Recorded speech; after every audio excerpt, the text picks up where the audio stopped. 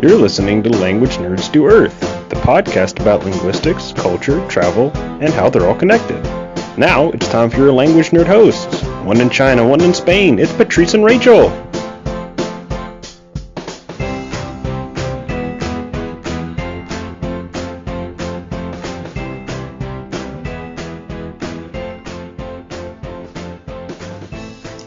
Hello everyone, I'm Patrice. And I'm Rachel. And welcome to Language Nerds Do Earth. This is our 5th episode, and happy Earth Day, everyone. Yay, happy Earth Day month. Yeah. So this week, to commemorate Earth Day, we're going to do a special Earth Day themed episode. So we're going to give you some tips for ecotourism, what is it, and also how to travel a little bit more green. And, just tips for a little more green lifestyle that we can all incorporate into our day-to-day. Definitely. I definitely found some things that I want to start doing. Yeah, personally. Same. But first, I want to give a shout out to our listener named F Pineapple P, who left us a review on iTunes. Yay! Yay! A review on iTunes! She says, cool podcast for language lovers and world travelers by two polyglots and world travelers. Special insight from expats living abroad. This episode in particular had persons from all over the world exploring language and emotion. Well done! And then 4 exclamation points. Awesome. So yeah, if you're listening and you haven't left us a review, it'd be cool if you did. Yeah, it'd be awesome. We got a lot of good feedback about the episode last week. Yeah. So if you haven't checked it out, last week's episode was really fun. And also this week we have an article about how people learn languages. Before, scientists thought that languages were acquired by parts of the brain that only humans have, that are very recent evolutionarily. But in January this year, some international researchers released some conclusions that they came to that actually people use some primitive parts of the brain to acquire languages, and that's declarative and procedural memory, which actually animals also have these brain systems. So we use declarative memory to pick up new vocabulary, whereas procedural memory is used to pick up on grammar rules. The implication is that we can actually help people get better at learning languages in the future, possibly, through the use of drugs to help get those areas more active. Interesting. Yeah. Wow. What do you think about that? It's pretty crazy. And what I thought was interesting was how we use a different kind of memory to learn our first language than we normally do our second language. So if you think about you're a child, you don't necessarily know syntactical rules or what's a noun, what's a transitive verb, etc. But when you have to learn a new language, you're learning a new system, so you're using more of that kind of what you call declarative memory, which kind of, I guess that makes sense why it is more difficult to learn the second language, or why it's more difficult to become fluent. Right, exactly. But as you get more fluent in the second language, the more grammatical parts of the language shift to your procedural memory over time. Right. So there's some hope for us. Yeah, for us language learners. Yeah, I mean, when I speak languages that I feel comfortable with, especially German, anybody who speaks German will know that the grammar rules are just, there are so many of them, but over time, they become more second nature. Cool. That's really, really interesting. Yeah. So we'll share a link to that article if you want to check it out. And so let's get going on our main topic. So what is ecotourism? Let's start there. Yeah. At first, when we talked about doing this topic this week, I was kind of like, well, I don't really know very much about it, and I don't think I've done it because I'm a cheap traveler. Mm-hmm. But then when I was reading about it, I was like, oh, I actually have done a lot of these things. So I guess it's good to be more aware of how your tourism can help an economy or hurt it, or an environment as well. Yeah, just being more conscious of the impact that your individual actions could have. Yeah. It's really important. Yeah. So why don't you give us the definition? Well, okay. So the World Conservation Union defines ecotourism as environmentally responsible travel to natural areas in order to enjoy and appreciate nature and accompanying cultural features, both past and present, that promote conservation, have a low visitor impact, and provide for beneficially active socioeconomic involvement of local peoples. Whew. So that's a lot of words. Let's break it down a little bit. Mm-hmm. Yes, please. Okay, so what is it? Basically, we want to have as low of an impact as possible on natural areas and travel responsibly, while at the same time benefiting local culture, local economies, and learning about local cultures. Mm-hmm. Yeah, when I was reading about it, there were a lot of questions like, well, is it really worth it to go to these places? And no matter what you do, you're going to have a carbon footprint wherever you go, right? So why not just kind of stay local and try to help your own environment? But from what I've read, the impact you can make on a local economy, like by helping out local businesses and staying at like a B&B or a hotel run by people who live in that area instead of like a multinational chain, actually offsets the disadvantages of going to that place. Yeah, and I think also just by experiencing another natural landscape or another culture, you're investing more in how you care about the world, if that makes sense. Yeah, and then you go home and tell other people about it and make them more interested in the world too. Yeah, so it's not only about just your little corner of the world, which of course is important, but about, I think, appreciating what's out there. We're going to get into some tips. Rachel found this great article on Lonely Planet, I think, about what you can do as a conscientious traveler. Let's go into that, and then we can take our own experience into it. Awesome. So let's start with, we've already talked about this, but when you go to a place, don't stay at a fancy hotel. Don't stay at a chain. Try to stay at a local business. By business, I mean hotel or B&B. And that helps support the local economy. Right. Also, I found there are quite a few different websites that you can look at for checking how green your destination is. But one of them that I found is Book Different, and then you can go to Green Travel Destinations. Oh, that's cool. So they don't have every part of the world, but they have a pretty good variety, I'd say. And it gives it basically a score of high score, medium score, or low score for sustainability. Ah, that's really useful. Yeah. I've never done anything like that. No, me neither. And they get their data from local, regional, and national authorities, about half of it, and then some from Google Maps and some from visitor reviews. Oh, okay. So it's kind of like cross-referenced. Wow. So it has actual hotel destinations? Okay, for example, the city of Granada.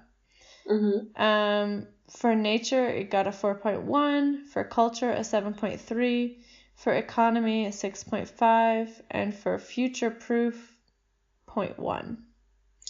Okay, so it rates these different geographical locations on a scale from 1 to 10 on how eco/economy friendly the place is. Yeah. Yeah. And so I just clicked on the page for Granada, and then it shows me some different hotels. Okay. They've got reviews, and they've got the carbon footprint. Wow, that's interesting. Yeah, so also, like, I often just go to the hostels that I end up staying at through Hostel World are always little local places that are not big chains. Those are often more affordable, and just because you stay in a hostel doesn't mean you have to sleep in a room with, like, 15 other people. You can often get your own room. Yeah. I think it's pretty common in Europe, too, to have private rooms, sometimes private bathrooms. Yeah, brings you closer to not only other travelers, which makes things a little bit more interesting, but also the local people. Yeah. And, okay, so if you're staying in a hotel or a hostel, you can opt for not having your sheets changed every day or your towels washed or having your room cleaned at all, in fact. And let's say if you're staying for less than a week, you really don't need to have your sheets cleaned or your room cleaned, in my opinion. I don't know. Every night. Or maybe just once. But also, I think I like the idea of not using the hotel toiletries. Use your own, because those little bottles are not good. Right. And as much as possible, try not to just, say, oh, okay, well, I'll just use theirs and get a new one at each hotel that I go to. Right. It's a lot of little bottles. In some places, they'll have, like, just one that everybody uses, and it's not, like, the ones that they turn over every day. But right. That's more like in a hostel or something, though, right? Yeah, that's true. Or Airbnb or something. And one other one, I think be really aware of the water situation to places that you're traveling. Oh, yeah. And if you're somebody who likes to take really long, luxurious showers, maybe skip that just for your trip. Especially if you're staying at a hotel or something that has plentiful access to water, because it's not equitable for you as the probably more wealthy traveler to go and then just take a 20-minute shower when people don't have so much access to water. Right. I think that's a very American thing. In most parts of the world that I've been to, people take military showers, like they rinse and then turn off the water and then like shampoo and then they rinse and then they turn off the water and like and body wash or whatever. Yeah. So basically just be respectful of the place you're in. So number 2, we have when you go on tour, make sure you choose an ethical tour company, one that protects the environment and contributes to the community. And usually they'll be pretty proud of the fact that they do that, and so they'll make it obvious. And there are so many tour companies to choose from, so try to look out for one that does the right thing. Yeah. And it's really good if you can find a tour guide who is a local or the company at least employs locals. Yeah. And it's better if you can go also in a small group to have a lower impact on the environment. Yeah, I mean, sometimes you can't avoid it, like big groups, but being with somebody, like I'm thinking about walking through ruins, right? So ruins are going to have a lot of people traipsing all over them, but if you have a local who understands the history and understands the cultural significance of the place, they'll try to make sure everybody's aware of not only respecting the ruins and trying to protect them and also the environment around them, but also make sure that you behave respectfully. Yeah, that's a good point. Actually, I went on a tour in high school to Greece and Italy. Uh-huh. And when we were in the Sistine Chapel, I mean, you're not allowed to take photos in there. And a lot of people were, try to take their little sneaky photo. Yeah. And my tour guide was just like militant. She would scream at people for taking photos. She was like, no photos. Wow. If they were in our group or not. I think none of them were from our group, but okay. If she saw somebody doing it, she would scream at them and say, every time you take a photo, you are punching this painting in the face. Wow. It was really great. Damn, that's hardcore. So not necessarily related to the environment, but related to preserving culture. Yeah. All right, you want to do number 3? Yeah. So when you're traveling, it's better if you can use public transportation or bike or walk instead of renting a car. Mm-hmm. That makes you learn a lot more about the place that you're traveling in, especially for having to figure out a new public transportation system. Mm-hmm. It's like a puzzle. Yeah. And also it's going to reduce your carbon footprint while you're on vacation. Yeah, definitely. I think it kind of forces you to take in the place a little bit more slowly. Mm-hmm. And appreciate it. I love getting to know a city by foot. Definitely. Have you used BlaBlaCar? No, I've never used that. What is it? So it's kind of like Airbnb, but for cars. So if you have a car and you're taking a trip, you can just list the trip and people can book a seat in your car. And I've used it in Spain, and it's really cheap, and it's a really good way you talk to people. I guess it helps if you know the language, but it forces you to talk to people and... Yeah, interact with them at least. Yeah, it's really a cool way to travel, I think. That's a great idea. I don't know if it's in Asia or not, but it's in Europe. Yeah, I'll have to check it out. I know that here there's a lot of bike sharing. I just set up my bike sharing account here in China on Mobike, and I used it for a trip to the big grocery store yesterday to Carrefour, and it was so great. The dockless bike sharing. Has that come to Europe?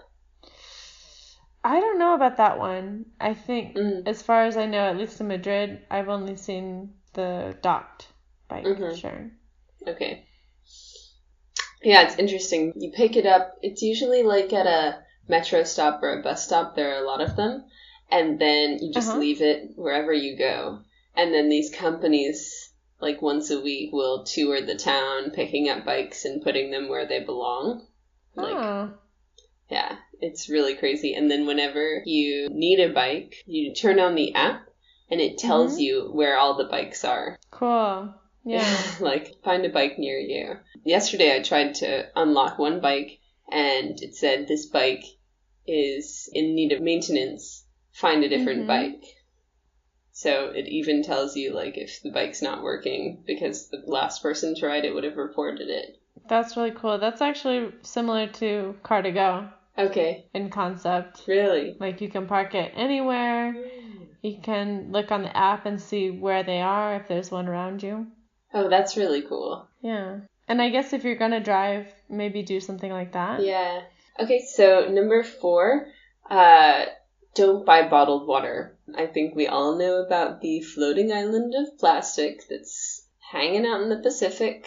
I just learned about SteriPen. We are not sponsored by SteriPen. We will be happy to be sponsored by SteriPen. But it's a really cool ultraviolet water purifier. Have you seen the videos of it?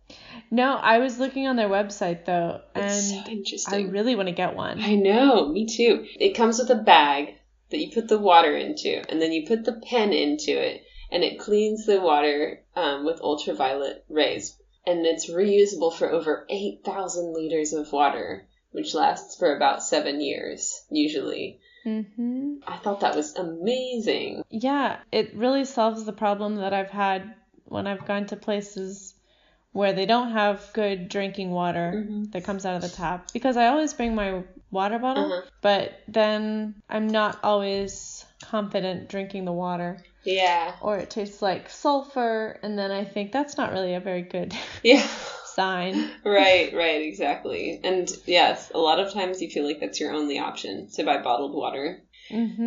Well, they have a Steri pen starting at about $50 for the cheapest one that I saw, which is, it says, better for occasional travel. It's up to 3,000 liters, so it's a little bit less, but if you're just traveling occasionally, I think it's quite portable. It looks like it's maybe about 6 inches long, 4 inches long, something like that, and just a stick, and you basically just stick it in the water, in a glass of water, and then stir it, and then that's it. It's amazing. It's so cool. And it kills 99.9% of bacteria. And other things. But yeah, I totally want one. I know. I'm really thinking about getting one. Cool. That's one of my favorites. Yeah. So the next one. Eat locally sourced food or food from local restaurants instead of chains. Don't go to McDonald's. Come on. This one's my favorite. Yeah. Yeah, I agree. Don't go to McDonald's. The little local places are definitely going to have the best food.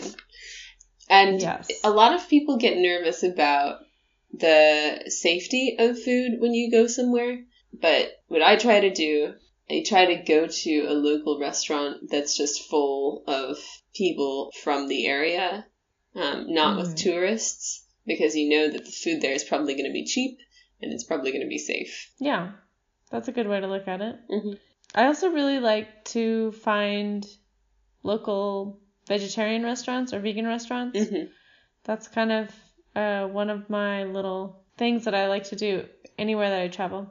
I can't always find them, but at least in Spain now it's super trendy. Oh, good. And so when I went to Salamanca a few weeks ago, there were like more than 10 probably vegetarian restaurants. Nice. Which is a pretty small city. Yeah. How many people do you know? Less than 150,000. Jeez, that's great for that size city. Yeah. Oh yeah. So actually, Rachel wrote a blog post about her experience in Salamanca and posted a lot about the food there, which all looked amazing. On our website. So if you want to go check it out. Yeah, and don't eat endangered species.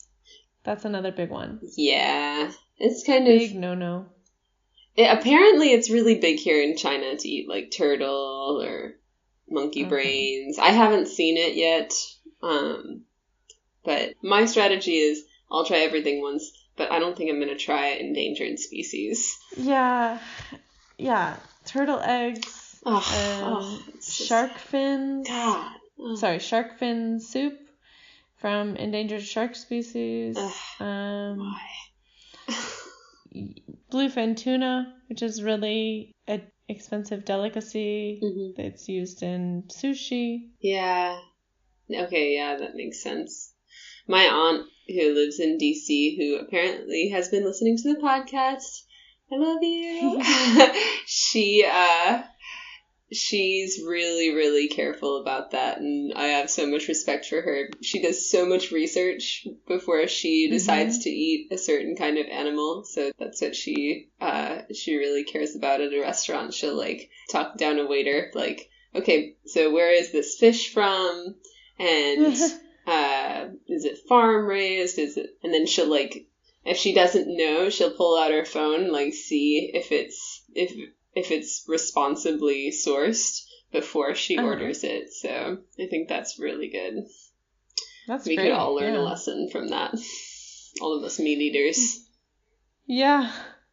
Cool. So number 6, volunteer at the right places. So you might have heard of, for example, like people go to volunteer at orphanages in Cambodia, but then it turned out that that was so popular that they started inventing orphanages and like, okay, pretend to be an orphan for a little while so that we can make money off of tourists. Actually, I was thinking about volunteering at an orphanage in Cambodia a few years ago, And then I did the research, and it was like, don't volunteer at the orphanages in Cambodia. So that was a bummer. But there are a lot of great things you can do for volunteering, like for the environment or taking care of animals. I know a lot of people who have done organic farming.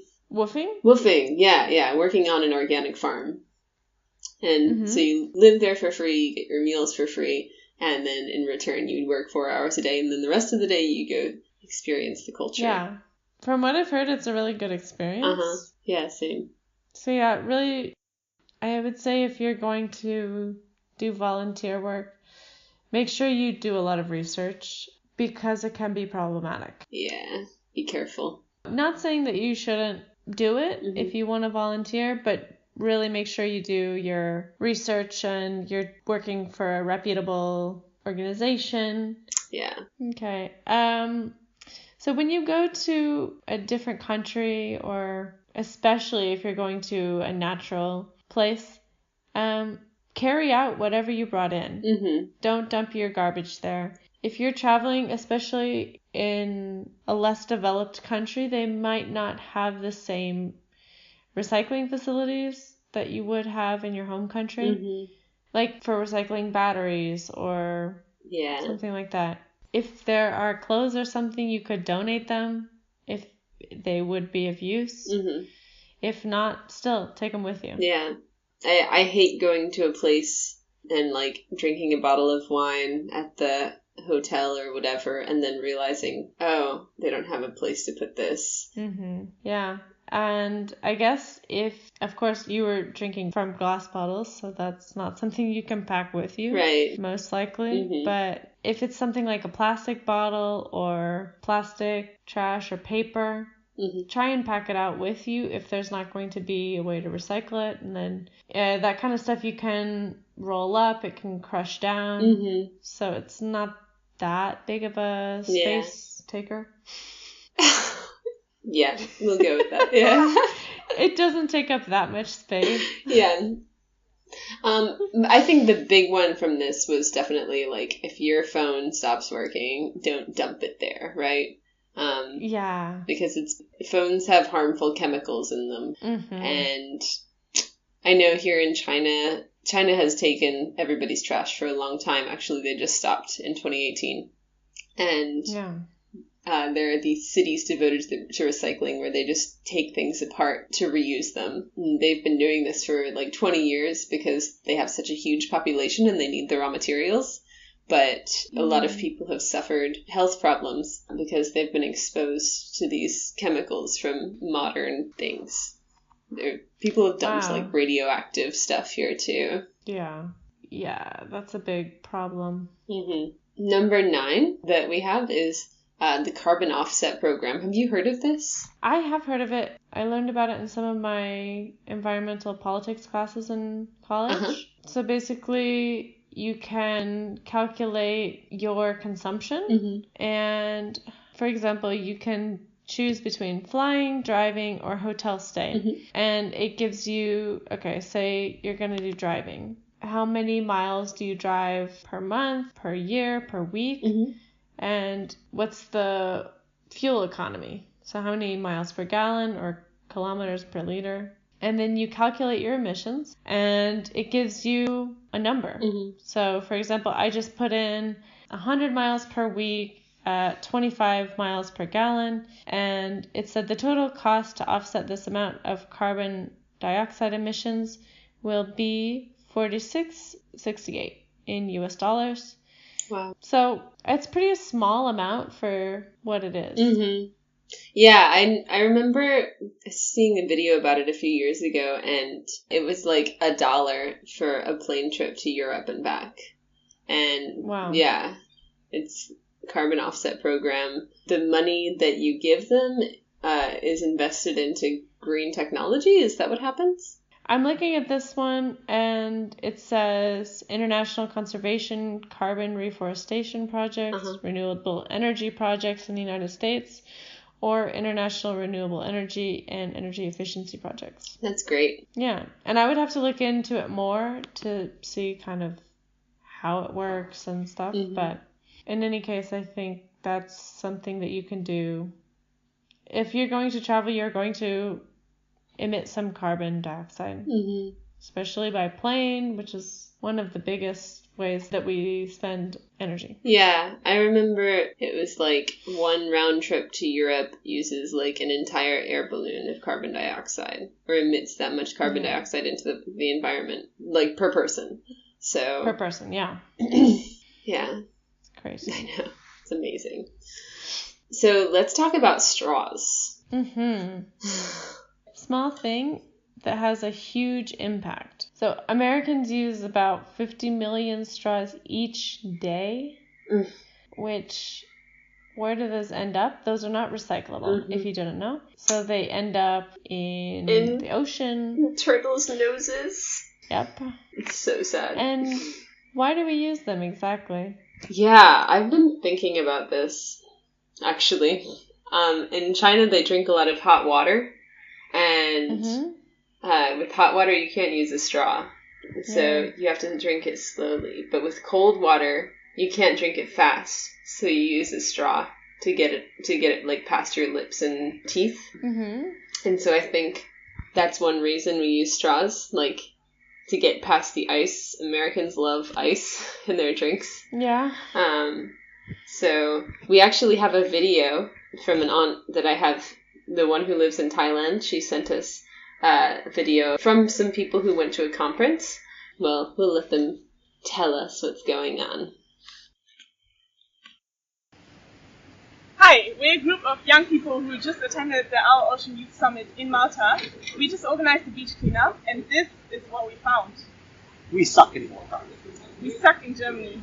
We suck in Kurdistan and Iraq. We suck in Portugal. We suck in Taiwan. We suck in Russia. We suck in Italy. We suck in the United States.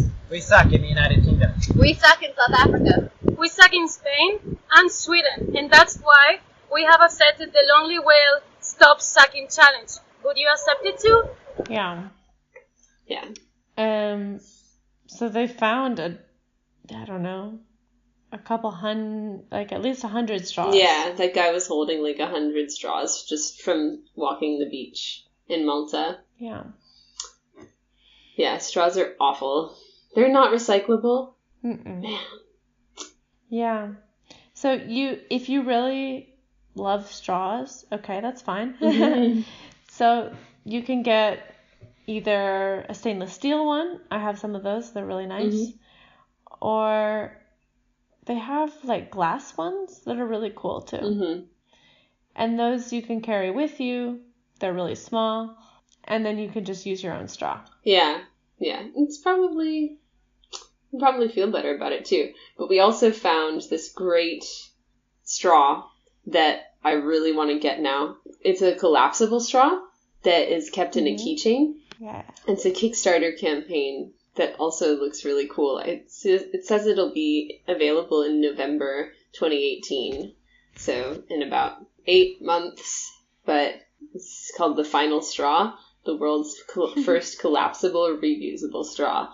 And you can go donate to their page, I think for $20. That's the amount you'll get in order to get the straw. It fits into a keychain, it's collapsible, and then it also comes with a little squeegee that's inside the keychain, and you can clean it out. Very cool. Yeah, I love it. Yeah, it's super compact. It's like the size of a key fob, like you have for your car, so. Right. Definitely worth investing in, I would say.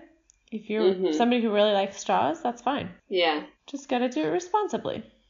Exactly. And a lot of times you feel kind of obligated to use a straw that they give you at a restaurant. They'll just like do it without asking. So you can also be proactive about that. Just like when you order a drink that you know is going to come with ice, you can say, I don't want a straw.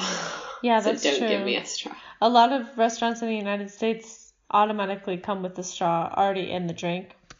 And by that point, it's already too late.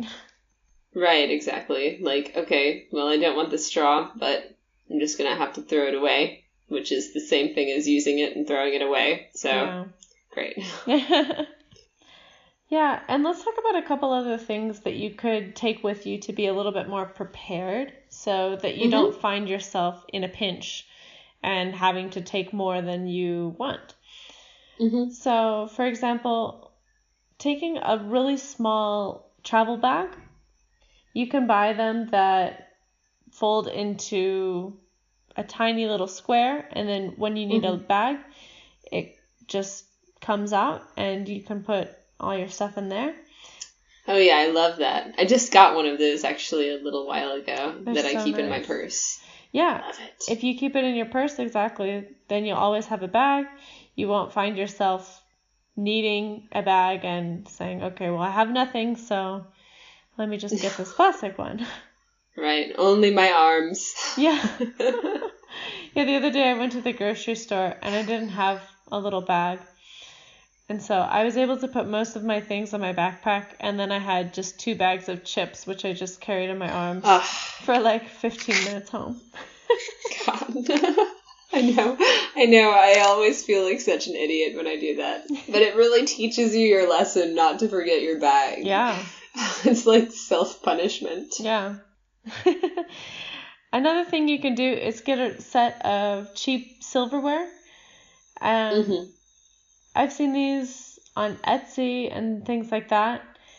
Not the silverware themselves, but like a little travel pack. It could be something made of cloth. You could just wrap a cloth napkin around it. You get them at secondhand store, and then you'll have a little set of silverware, so you don't have to get plastic ones. That's a really good idea. Yeah. I like that. Here they use a lot of wooden chopsticks, which is better than plastic ones. Yeah, I guess. Definitely. But sometimes the spoons will be plastic, so I could bring around my own spoon. Yeah. Yeah, and hand sanitizer can be really useful, so you don't use paper towels. Yeah. Okay, so let's talk a little bit about what to do and what not to do when you're in a natural setting. So, for example, if you're hiking, stay on the marked trails and stay at a safe distance from any animals that you might see. Making animals too accustomed to humans is also detrimental to wildlife. Yeah.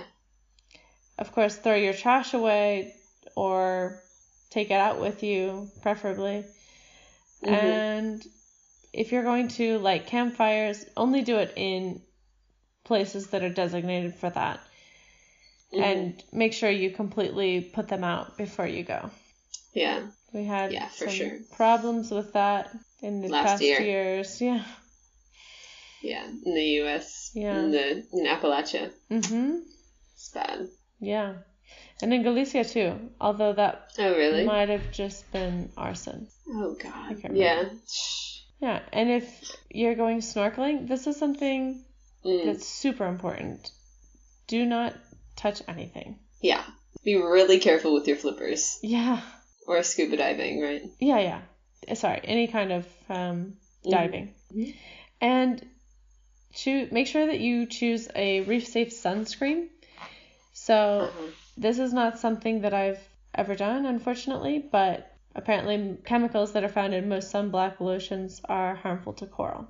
So great. One more danger to coral. Yeah. So this is a sad episode. It's sad, but it's also important. Yeah, it is. So, yeah, that's not something that I knew about, unfortunately, but when I go the next time, I'm definitely going to find some. Me too. Cool. So now we're on to our Lost in Translation.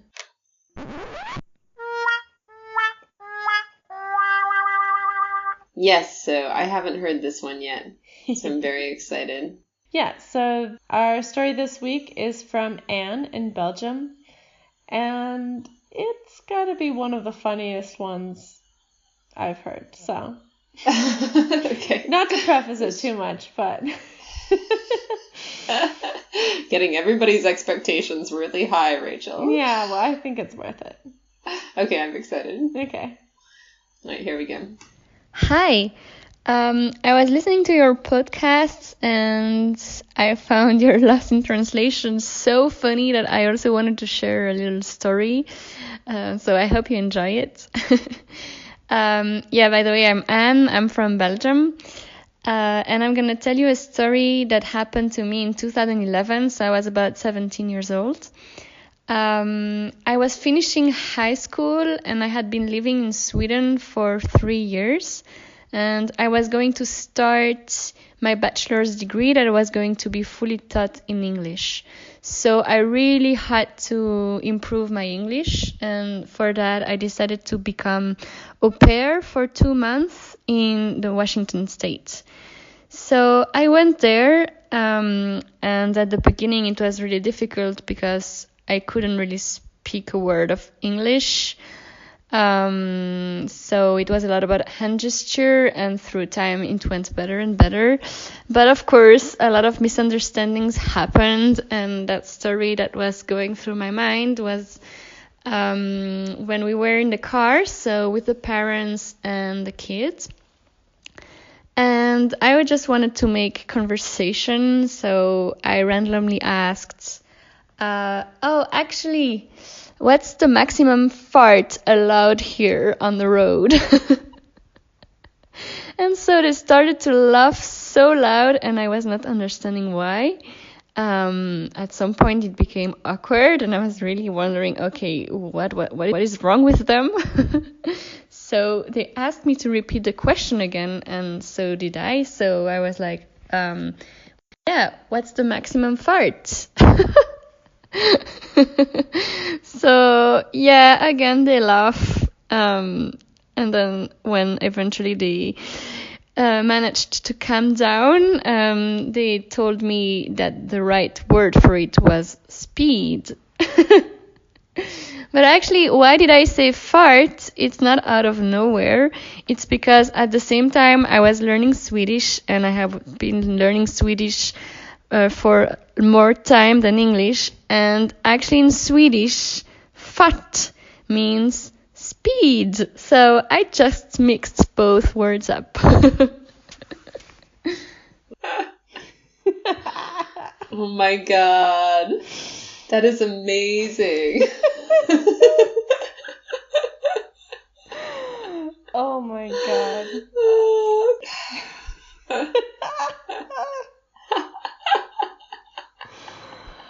Oh my god, this is so funny. What's the maximum fart? Three farts per person only.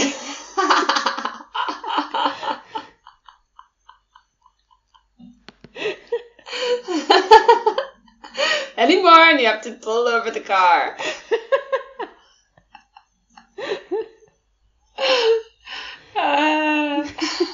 People should post that like inside their car.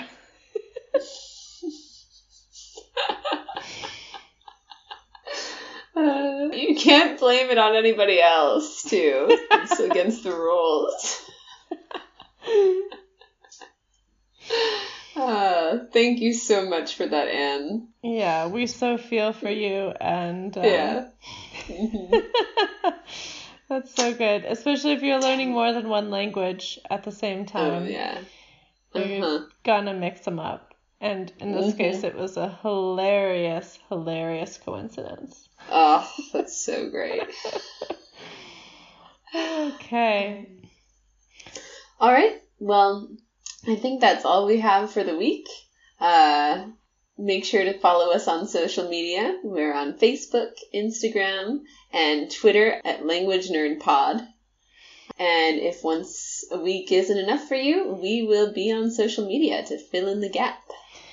And please leave us a review if you get a couple minutes. It really helps us to be more visible to other people who might be interested. And the more visibility we have, the more people will listen and learn about the world and how great it is. And in this case, how we can be less crappy to the world. And yeah. So really, by listening, you are contributing to world peace. Hashtag reviews for world peace. Yep, make sure to tell your friends about it if you like it. And please submit your lost in translation moments. Fart question. So you can send us a voice memo to languagenerdsdoearth@gmail.com, or you can send us directly from the website a contact form. Message on our contact form. Okay. That's right.